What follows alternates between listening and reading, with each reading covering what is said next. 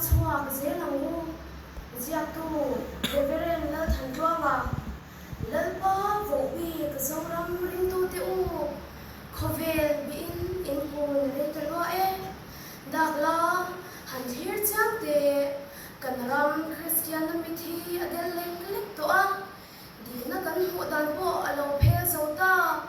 cần linh tu bộ afia lâu ta vết hi bela cần pasa chian ero kan dol mut lo rin na si lovin rin na kan in sai sia ka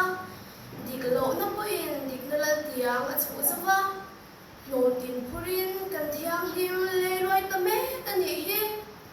Christian ram in si hian Christian ram ero azim tia te ala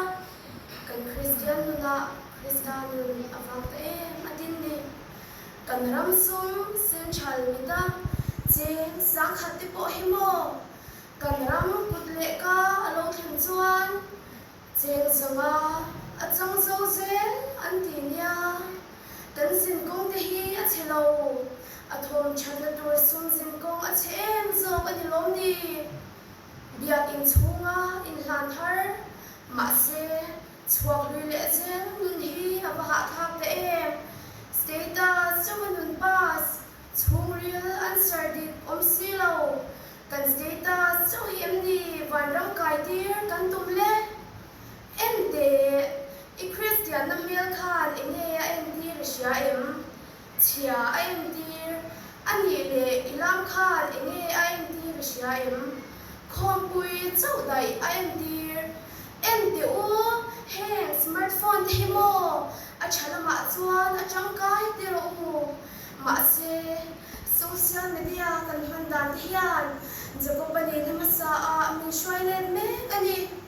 social media a lan chat kan khel me la hian mo them na in kan fa ti alo wan huwa anu na chuan alo sal bet man chin sin chule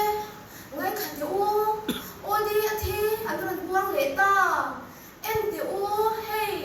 YouTube ba hi invite anron post hey po tu verso kha doro ong swal uire bai ru upai ru khai swal thom avarin sunai noi em o swal num dan hi avarong lulai tak em he thil zong hi kan ram Christian ramathem ani si amo ho Krista ring tu zong te u khovel chau bi a ku me te kwai da ka Krista lam en a chozia shatir turin ke ni lung te tal hi i au chhuak ze lang u